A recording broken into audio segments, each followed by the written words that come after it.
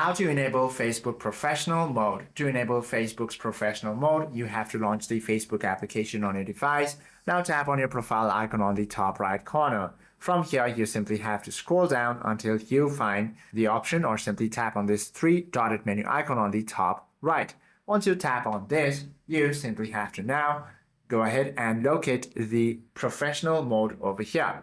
Once you find it, you simply have to go ahead and tap on it. Once you tap on this, your profile will now turn into the professional mode. Once your account is changed, you can now set the default audience option and select your profile category as well. You can verify your dashboard access and you can use multiple tools such as monetization tools. Inside options, you can also access the content scheduler and also go through the creator support. Hope this video helps you out a lot. If you have any questions or queries, please do comment down below.